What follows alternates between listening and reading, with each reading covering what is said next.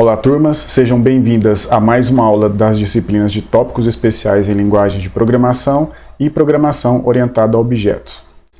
Hoje nós vamos iniciar um conteúdo que será dividido em duas aulas, que é o conteúdo de estruturas de dados no Python. Eu posso emitir uma opinião pessoal para vocês que o que mais chama a minha atenção da linguagem Python é a flexibilidade que essas estruturas de dados elas provêm na implementação de códigos.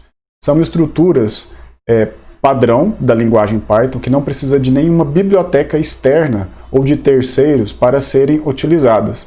Então elas facilitam bastante a manipulação de dados desde um pequeno volume até um grande volume de dados. Isso traz grande produtividade para a gente. Então essa aula vai ser dividida em duas. Nessa primeira parte eu vou falar de dois tipos de estruturas de dados para vocês, que são as listas e as tuplas. Então, primeira coisa, o que é uma lista? No Python nós temos a figura dos objetos mutáveis e os objetos imutáveis. Objetos mutáveis são objetos que podem ser alterados após a criação. E objetos imutáveis, como o nome já fala, são objetos que não podem ser alterados. Eles podem ser manipulados para se descobrir algumas informações, podem ser operados com alguns operadores, mas eles não podem ser alterados no conteúdo deles. Como eu falei, as listas, elas são objetos mutáveis. Então eu consigo criar uma lista vazia, inserir elementos, remover, iterar sobre essa lista. E para criar uma lista no Python, eu vou usar o colchete. Tá? Então, o colchete é o que indica que um dado é uma lista. Observem aqui que eu criei uma lista chamada LI e atribuí para ela o abre e fecha colchete vazio. Quer dizer que eu estou criando uma lista vazia.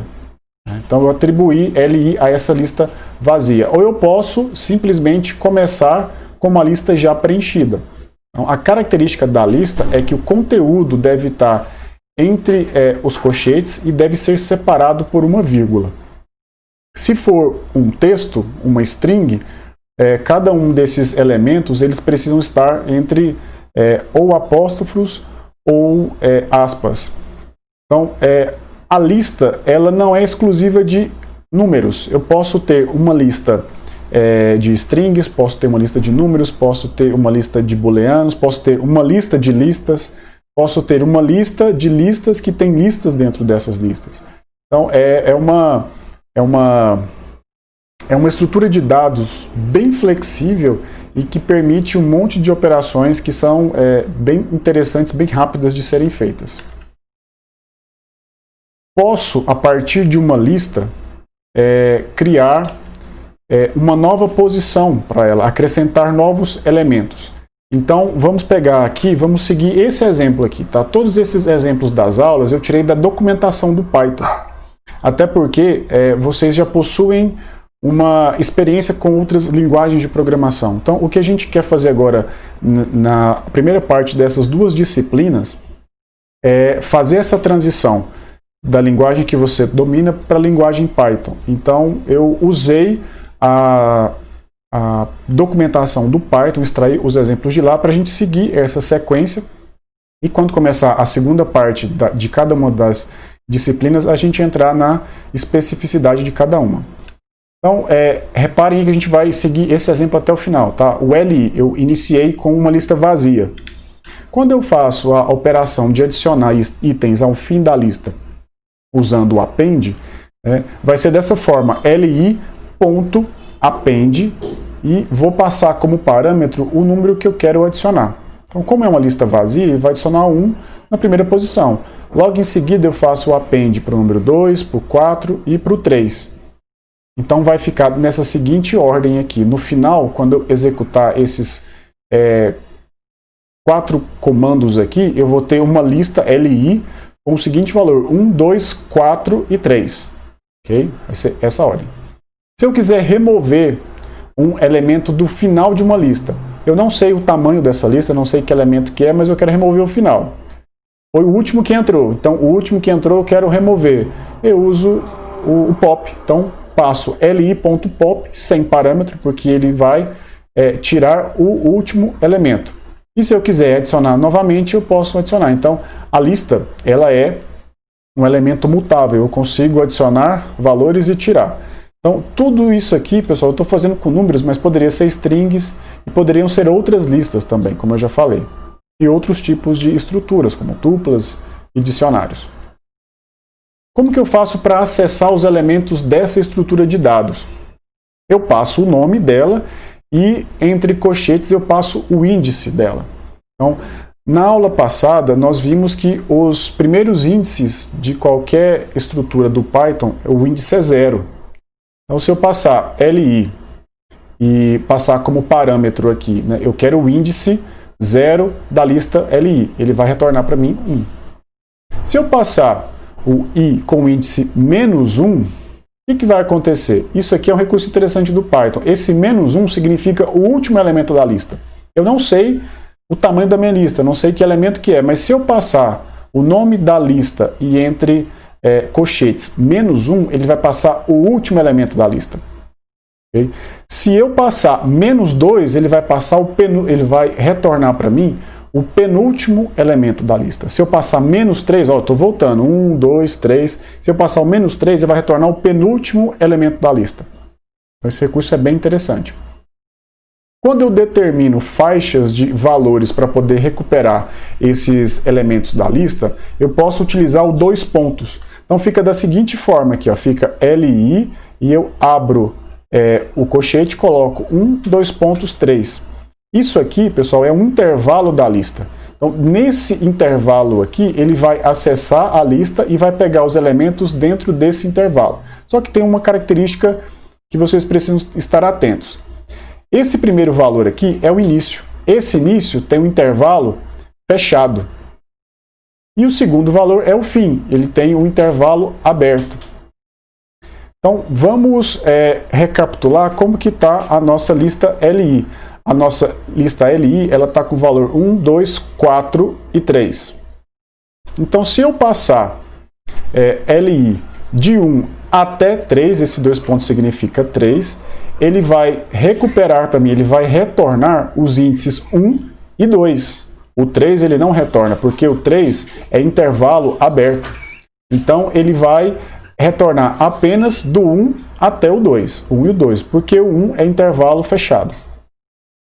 Se eu omitir o segundo valor aqui e passar da seguinte forma, li na posição do índice 2, 2 pontos em diante, ou seja, do 2 em diante. Então ele vai pegar, ele vai pular o 0, vai pular o 1, o índice 0, 1 e vai para o índice 2. Ele vai pegar do 2 até o final. Aí nesse caso o final é intervalo fechado. Se eu fizer o contrário, se eu fizer omitindo o primeiro valor, então ele vai pegar do primeiro, tá? que é 0, né? Vai ser 0, 1, 2 até o 3. Só que, lembrando, esse intervalo aqui, ele é aberto. Então, ele vai pegar todos os primeiros números da lista até o índice 3, onde o índice 3 é intervalo aberto. Então, ele vai pegar o índice 0, 1 e 2, que são os números 1, 2 e 4 da nossa lista. Se eu colocar 2 pontos seguidos, significa que eu estou usando o início, o fim e o passo, que a gente chama de step também. O início eu não determinei, ou seja, eu quero desde o primeiro. O final eu também não determinei, quer dizer que eu quero até o último, mas eu passei o step, que é o 2. Então eu quero que ele mostre do primeiro até o último, pulando de 2 em 2. Olha só, o tanto que isso seria complicado, seria difícil, seria custoso você construir um código disso em C, em Java, para ele iterar sobre a lista e mostrar isso aqui para a gente. Com o Python a gente faz com uma linha, e é uma linha bem pequena, né? A gente não pode nem chamar isso aqui de uma linha. Eu estou simplesmente chamando o li e passando os parâmetros. Agora, se eu chamar o li da mesma forma, passando o step -1, quer dizer o seguinte, que ele vai mostrar do primeiro até o último invertido. Por quê? Porque esse -1 ele remete a um step de 1 em 1, começando do final. Então ele vai mostrar 3, 4, 2 e 1. Se eu colocasse, se eu determinasse ali o intervalo de início e fim, ele fixaria naquele intervalo, mas começando do final, escrevendo em ordem decrescente. Esse aqui é a forma que a gente está usando, né, para vocês gravarem aí. Eu posso passar somente um índice, posso passar o intervalo de início e fim, ou posso passar início, fim e o step que eu quero.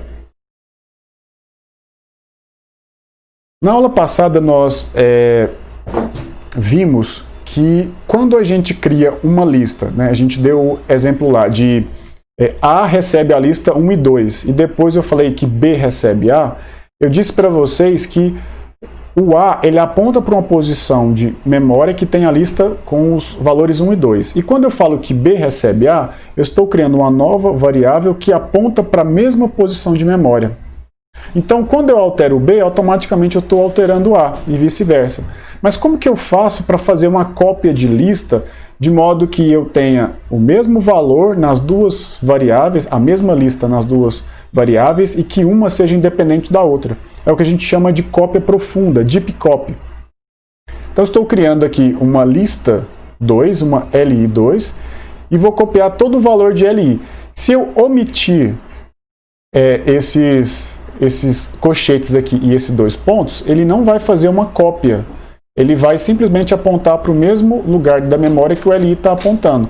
Mas como eu especifico que eu quero todos os elementos de LI, olha só, quando eu escrevo LI, abre e fecha cochete, eu estou, e dentro aqui eu coloco 2 pontos, eu estou dizendo que eu quero copiar todo o conteúdo de LI para LI2.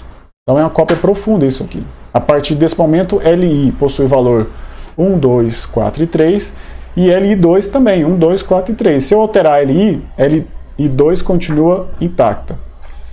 Para remover um elemento específico, é o del. Então eu passo o comando del e LI na posição 2. Então esse argumento aqui é o índice que eu estou passando, não é o elemento, não é o valor do elemento, mas o índice do elemento. Então eu quero deletar o elemento na posição 2 de LI. Se eu quiser remover a primeira ocorrência de um valor, agora eu já não passo o índice, eu passo o valor que eu quero remover. Só que é somente a primeira ocorrência. Se eu tiver esse valor duplicado na minha lista, ele vai apagar só uma vez e para, ele não chega até o final. Ele anda pela lista, quando ele contar a primeira ocorrência, ele apaga e não continua. É o remove. Então, li.remove 2. Então, ele vai nessa lista aqui, que é a nossa LI agora é 1, 2, 3, e vai excluir o número 2. Agora a nossa lista vai passar a ser 1 e 3. Se eu executar novamente esse comando, vai dar um erro de valor, porque o 2 não existe na lista mais, ele foi removido. Então, ele retorna um erro. Voltando aqui, tá. Se eu quiser inserir um elemento em um índice específico, até agora a gente viu a inserção no final, em um índice específico, né? Até agora a gente viu a inserção no final. Se eu quiser inserir um elemento no meio da lista, né, ou numa posição de índice específica qualquer, eu vou usar o comando insert. Então é o nome da lista, ponto, insert. Aí eu vou passar 2 parâmetros. O primeiro é o índice, em que posição da lista que eu quero inserir, e o segundo é o valor. Então o que ele vai fazer? Ele vai fazer um shift em todos, a partir daquela posição que eu especifiquei no índice, que é 1, vai passar todo mundo para frente, vai abrir um espaço para o número 2 e vai colocar lá. Então agora, a nossa lista que era 1 e 3, na posição 1 ela recebeu 2. Então agora nosso LI é 1, 2 e 3. Se eu quiser se eu quiser recuperar o índice do primeiro item correspondente ao argumento, eu uso o método index. Então, li.index2, ou seja, eu quero recuperar, eu quero pegar o índice de onde o número 2 está. Então é como se eu estivesse fazendo uma busca na lista. Então quando eu dou li.index2, então, qual que é o elemento que está na posição... desculpa, fiz confusão aqui. O index, eu passo o número, tá? E ele retorna para mim o índice da posição que ele está. Então, eu quero buscar o número 2 na lista. Eu sei que o número 2 está no índice 1. Eu sei porque eu estou vendo a lista, mas se eu não estivesse vendo, eu buscaria li.index, passando o número como argumento, ele retornaria para mim, e o 2 está na posição 1. Okay? Sendo que 1 é a segunda posição da lista. Se eu passar um número que não existe na lista, ele vai retornar também o erro, que o 4 não está na lista. Como a lista é um elemento mutável, eu posso, além de alterar esses valores, eu posso também adicionar listas, que seria a concatenação de listas. E o operador de concatenar lista é o sinal de mais. Eu não sei se vocês lembram, mas lá no início da aula, nós criamos LI, que a gente veio trabalhando com ela, e order LI era 4, 5 e 6. Então, LI era desse ponto aqui para cá, e order LI era desse ponto aqui para frente. Então, como eu fiz a concatenação das duas listas, ele se tornou uma lista só, ele se fundiu. Posso também concatenar essas listas com o método extend. Como que eu faço isso? Eu passo o nome da lista, ponto extend, e entre parênteses, como parâmetro, eu passo a lista que eu quero adicionar. Então, nesse caso aqui, ele vai adicionar a LI, a lista order LI. Então, order LI vai ser adicionada no final. Se eu quisesse ao contrário, então eu tinha que chamar aqui, order li.extend LI. LI ficaria no final e order LI no início, inverteria a ordem.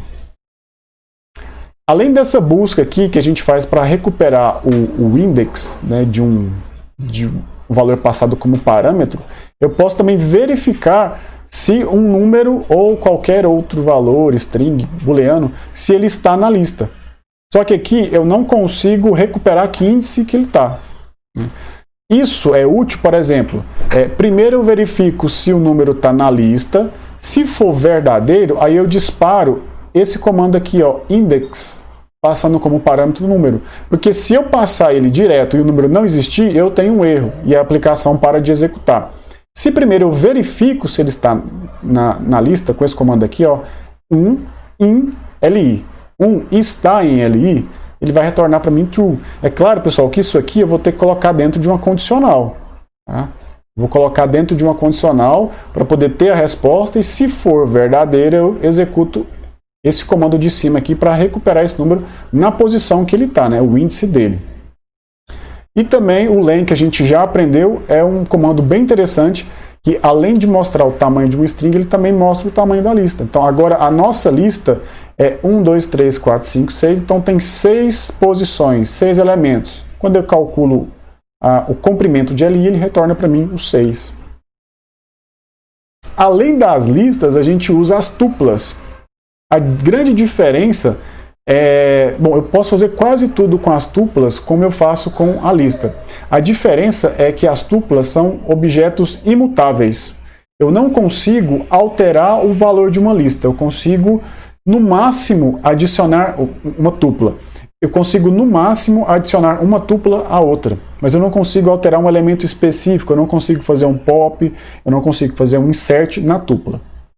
E qual que é a forma da tupla? A lista eram colchetes, a tupla são parênteses. Então, o que diferencia a lista da tupla é o parênteses e o colchete. Então, aqui eu estou criando uma tupla de 1, 2 e 3. Onde que essa tupla seria interessante?